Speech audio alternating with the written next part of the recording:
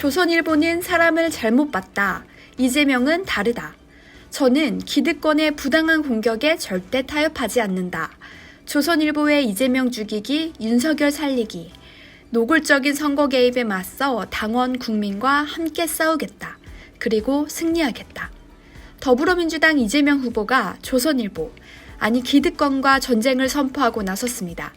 14일 국회에서 기자회견을 열고 조선일보는 민주당 경선과 대한민국 대통령 선거에서 손을 떼라며 강하게 비판한 것에 이어 두 번째 선전포고입니다.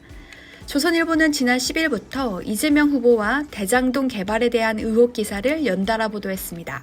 초반 보도 내용에 따르면 화천대유와 이재명의 정치 목표 대동세상이 모두 동자가 들어간다는 황당한 이유로 연관성을 제기한 바 있으며 또 다른 특수목적법인 관련 회사 대표가 이재명 후보와 사법연수원 동기와 골프를 쳤다는 이유로 의혹을 제기하기도 했습니다. 이 후보는 이런 조선일보를 향해 이게 말이 되느냐, 고등교육을 받은 사람이 쓴 게 맞느냐 라고 되물었습니다. 조선일보는 이재명 후보 아들이 화천대유에 취직해 있었다는 황당한 내용을 보도했고 곧바로 허위 사실임이 밝혀져 보도를 정정하고 이 후보에게 사과하기도 했습니다. 그렇지만 이런 가짜뉴스가 주는 파장은 큽니다. 꼬리에 꼬리를 물고 언론은 화천대유와 이재명 후보와의 연관성에 대해 기사를 퍼나르고 있습니다. 이러니 이재명 후보도 화가 단단히 난 것 같습니다.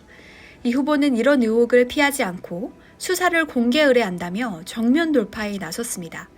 그는 제기되고 있는 모든 왜곡과 조작을 하나부터 10까지 샅샅이 수사해달라면서 수사 공개 의뢰라는 초강수 카드를 꺼내들었습니다.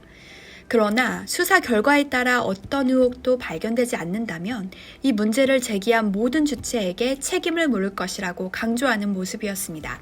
수사 과정에서 이루어질 수많은 억측과 정략적 공격, 정보의 의도적 노출과 왜곡에 대한 우려가 있지만 결국 거짓은 진실을 이길 수 없다는 역사의 교훈을 믿는다는 심정을 밝히기도 했습니다. 사실 성남시 대장동 개발 과정은 당시 언론 보도만 살펴보더라도 여러 주민들이 찬성했던 사업이며 지자체의 성공 사례로 손꼽히던 이재명 후보의 최대 치적 중 하나였습니다. 이 후보가 공개 수사를 의뢰한 만큼 여러 의혹들은 곧 밝혀질 것으로 보입니다. 이후에 정말 책임져야 할 사람이 과연 누구인지 한번 지켜봐야 될 것 같습니다. 시청해주셔서 감사합니다.